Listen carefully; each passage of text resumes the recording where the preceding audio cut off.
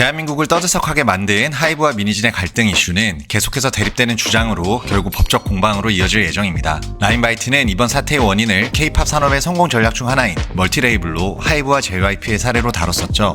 많은 분들이 공감을 해주신 첫 번째 영상, 아직 멀티레이블 1편을 보지 않으셨다면 먼저 보시기를 꼭 추천드려요. 그리고 오늘은 하이브, JYP와 함께 국내 엔터사 빅4인 YG와 SM은 과연 어떤 멀티레이블 전략을 추진하고 있고 실제 결과표는 어떠한지를 분석해 보았습니다. 더불어 엔터 산업에 대해 다뤄본 만큼 미래의 K-팝 성공 전략 트렌드의 핵심 키워드인 까지 살펴보도록 할게요. 브랜드 마케터의 시각으로 보는 트렌드 이야기, 구독과 좋아요는 영상 제작에 큰 힘이 됩니다. YG는 앞서 이야기한 K-팝의 성공 전략인 멀티레이블 구축에 있어 가장 뒤처진, 아니 제대로 된 진행조차 하지 않고 있는 상황입니다. 다른 엔터사들이 멀티레이블에 사활을 걸어오는 동안 YG는 무엇을 하고 있었을까요? 이를 이해하기 위해서는 양현석 외에 이 인물을 빼고는 이야기를 할 수가 없죠. 빅뱅, 21, 블랙핑크 등 YG의 핵심 IP를 프로듀싱한 주인공, 바로 테디입니다. 안녕하세요, 프로듀서 테디입니다. 데뷔부터 화제의 중심이었던 그룹 원타임은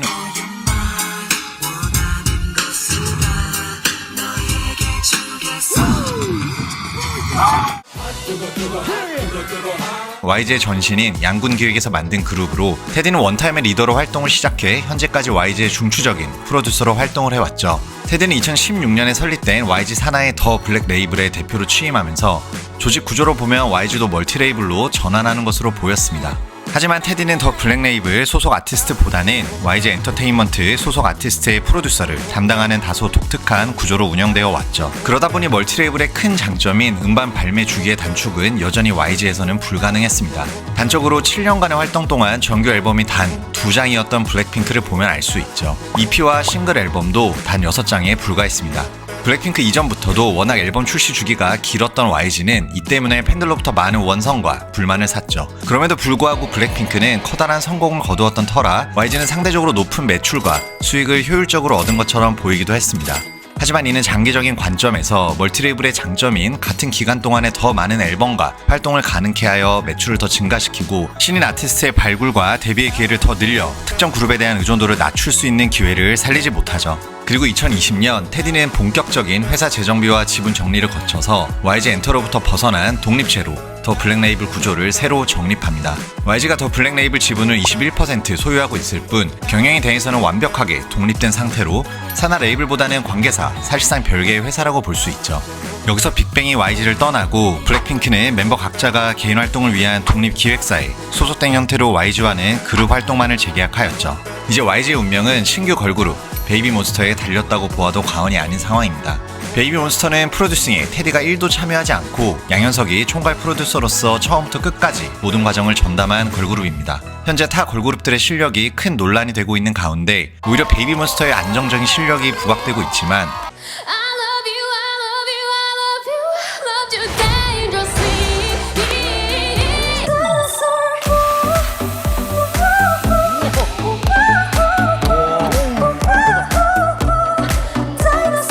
양현석의 아쉬운 프로듀싱 능력에 대한 대중의 안타까운 목소리는 커지고 있는 상황입니다. 그리고 현재 테디의 더 블랙 레이블은 상반기에 신규 걸그룹 데뷔를 앞두고 있죠. 즉 현재 YG의 베이비몬스터의 가장 큰 비교 대상과 대결 구도는 바로 YG의 걸그룹의 역사이자 정체성이었던 테디의 걸그룹이 될 수 있는 아이러니한 상황인 거죠. 현재 YG 엔터의 시가총액은 약 8,200억 원입니다.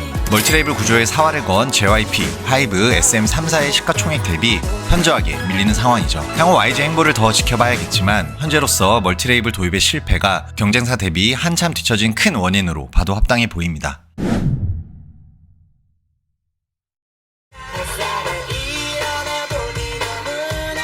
(1995년) 설립되어 한류 K-팝의 시초이자 명가로 불리는 SM 엔터테인먼트에게 2023년은 많은 변화가 있었던 시기였습니다. 카카오와 하이브 SM 인수전에서 최종 카카오에 인수되었고 SM 설립자인 이수만이 SM을 떠나면서 새로운 SM 3.0 경영체제가 도입되었는데요.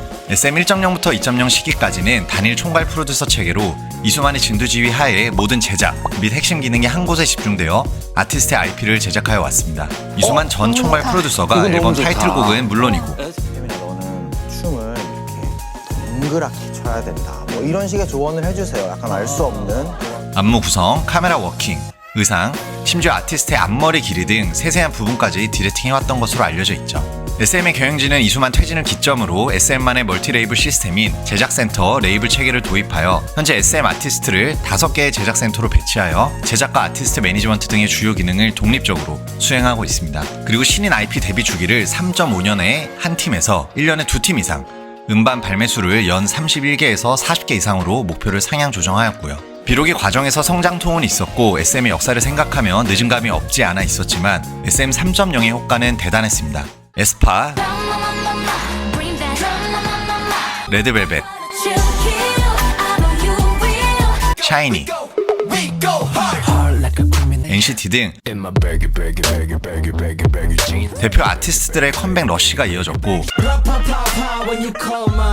슈퍼 신인 라이즈와 NCT 위시와 같은 신인들의 데뷔 러쉬 등 앞서 이야기한 멀티 레이블의 장점들이 1년 사이에 뚜렷하게 확인할 수 있었죠. 그리고 JYP와 마찬가지로 외부의 레이블은 인수하지 않고 기존의 내부의 인력 풀만으로 멀티레이블 시스템을 구축하였기 때문에 현재 하이브와 어더와 같은 모회사 레이블 간의 갈등 리스크는 커 보이지는 않죠. 하지만 얼마 전 드디어 국내 최대 음원 플랫폼을 운영하는 카카오가 SM 엔터테인먼트를 품에 안게 됐습니다. 카카오가 SM 엔터테인먼트를 인수하는 기업 결합이 1년여 만에 승인 결정을 받았고 이제 이야기는 달라질 수 있습니다. SM이란 법인이 하나의 자회사 레이블로 카카오에 편입되면 결국 하이브와 자회사 레이블의 형태보다 더 복잡한 구조가 되기 때문이죠. 현재 카카오가 보유한 4개의 레이블은 개성 강한 싱어송라이터 아티스트를 보유한 안테나뮤직, 슈퍼스타 아이유의 이담 엔터테인먼트, 4세대 걸그룹의 선두주자인 아이브가 속한 스타쉽 및 IS 엔터 등 각기 명확하게 다른 장르와 성격을 띠고 있습니다.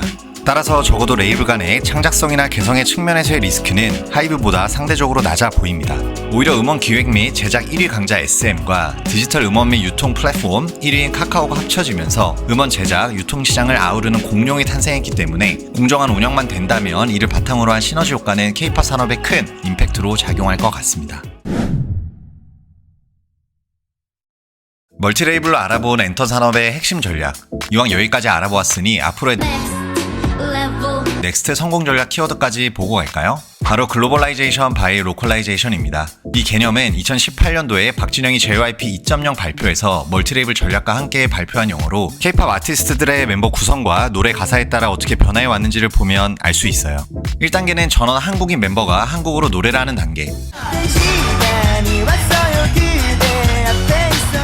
2단계는 한국인 멤버를 주축으로 소수의 외국인 멤버로 구성하고 한국어와 영어가 섞인 가사로 노래하면서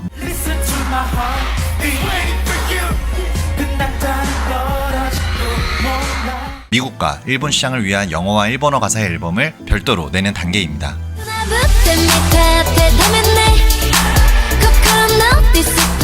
그리고 마지막 3단계가 글로벌 시장을 타겟으로 외국인 멤버들을 중심으로 현지의 언어로 앨범을 발매하고 현지에서 활동하는 단계인 것이죠.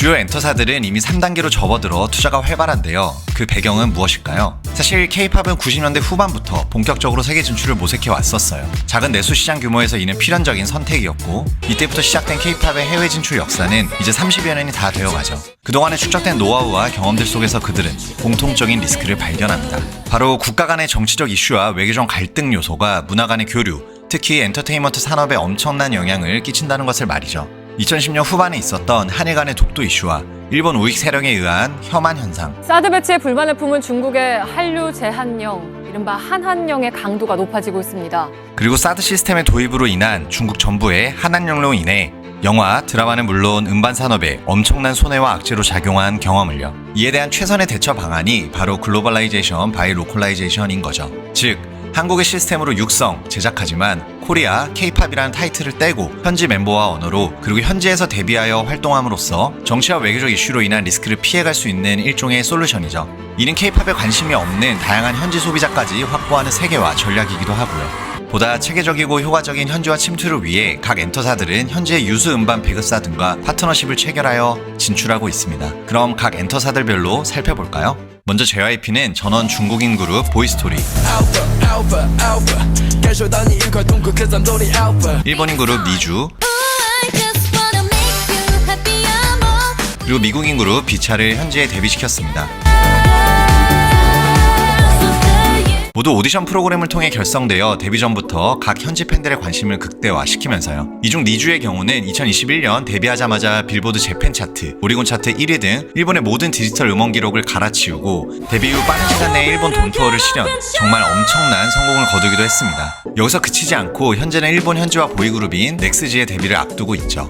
멀티레이블이란 개념을 가장 먼저 도입한 JYP는 글로벌 현지화 전략에서도 엔터사 중 가장 눈에 띄게 앞서고 있어 보입니다. SM은 중국 시장을 겨냥해 NCT의 유닛 그룹인 웨이션 V와 같이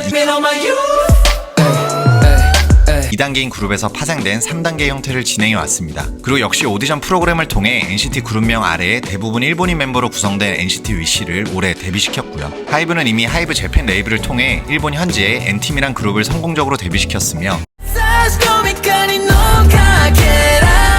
작년부터 진행된 글로벌 오디션 드림 아카데미를 통해 선발된 캐치아이는 필리핀과 미국, 스위스, 한국 등 4개의 국가 출신 6명으로 구성된 걸그룹으로 북미를 타깃으로 준비하고 있습니다. 또한 작년에 세운 하이브 라틴 아메리카 레이블에서는 올해 말 멕시코 현지에서 데뷔할 그룹을 위해 오디션을 준비 중이라고 합니다.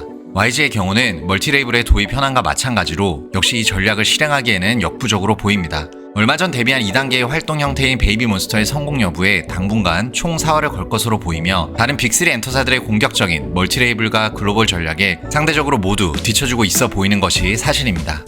오늘은 SM과 YG의 멀티레이블 전략과 엔터사 빅4의 글로벌 현지화 전략을 살펴보았는데요. 각기 다른 준비와 선택을 한 이들의 성적표는 재무적인 수치, 즉 매출과 시가총액 등의 지표를 보면 명확하게 알 수 있죠. 명확한 전략을 수립하고 이를 빠르게 실행하는 실무적인 역량도 중요하지만 엔터사도 하나의 기업으로서 창립자 혹은 경영자들이 어떻게 본인과 기업의 역할을 정의하고 현명하게 운영하는 것이 가장 중요하다는 점이 이번 하이브 미니진 사태에서 확인할 수 있던 부분입니다. 어찌 보면 결국에 K-팝의 핵심 성공 요소는 그러한 혁신과 전략을 이끄는 사람이라고도 할 수 있겠습니다.